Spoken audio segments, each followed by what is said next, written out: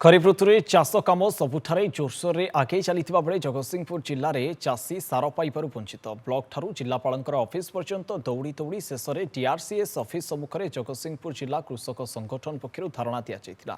तथापि चाषी निराश होती ग्राउंड जीरो अधिक सूचना देउछन्ति आम जगतसिंहपुर प्रतिनिधि दीप्ति महांती। चाष कम आरंभ बेलू चाषी ए चिंतार आम किसी दिन पूर्व अधिक देखु ग्राउंड जीरो जगतसिंहपुर सार संकट सार अच्छे गोदाम चाषी की दि जाऊ ना पुणी अभियोग सांघातिक अभियोग आसला बर्तमान कृषि सेवा समवाय समिति कार्यालय भितर संपादक पाखापाखि 2.5 ରୁ 3 ବର୍ଷ ना चाषी चिंता पड़े सार टे पाई पार ना बीहन भी अभाव देखादेला आम अच्छे आज पहुंचीचु रघुनाथपुर ब्लॉक रेड़ुआ पंचायत बार्तिरा गाँव में जो चाषी मैंने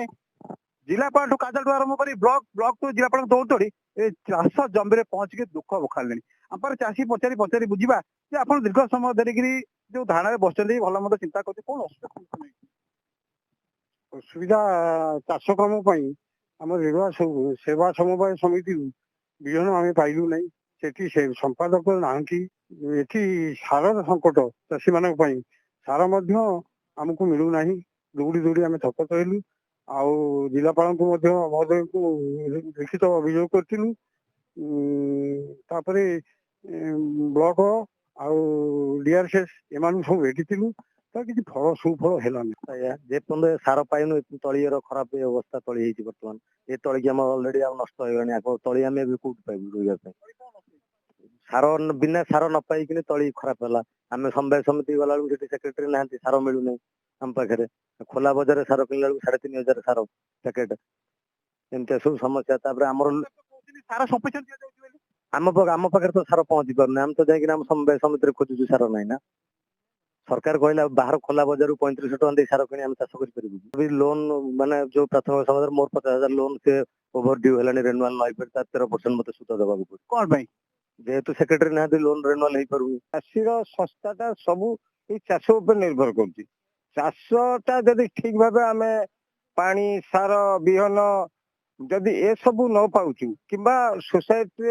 मिनी बैंक रे पैसा अच्छी जदि विड्रॉल न पाइलु चाष लगे पालु नहीं सार आम बार बार जेते थर सोसाइटी की गलु ए पर्यंत सेक्रेटरी ना 3 वर्ष है परमानेंट सेक्रेटरी ना किंतु एबे 2.5 मास है तो कौन सेक्रेटरी ना आमर सार आसी पार नहीं ना विहन पाइलु नहीं कि चाष बर्तमान बिल कादुआ हो पड़ी किंतु तली घेरा भी पड़ी सार टिके पाइले फास्ट टाइम सार पकईक रोईवा कथा से रुआ हो पार आम सब तली पाचिगला आम आउ केते दिन रखिपारू तार 25 ରୁ 30 दिन भितर रुआ हवा कथा आउ सार अपेक्षा करी सार पाऊनु कि रुआ हो पार सेक्रेटरी आसब टंका उडेल केमती हम ओभर ड्यू लोन केमती चाषी मैंने इंटरेस्ट न फसिबे एथिपाई आम काली डीआरसीएस ऑफिस रे जाई धारणा रे बसिथलु गाडीकर सार बिना आमर रोई पारुनु बिल आसी तली आसी हल्दिया पइलाणी आम रोई पारुनु आ कोन तली हम कौटे तली पाचिगलाणी जगतसिंहपुर जिले में पाखापाखि 80% लोक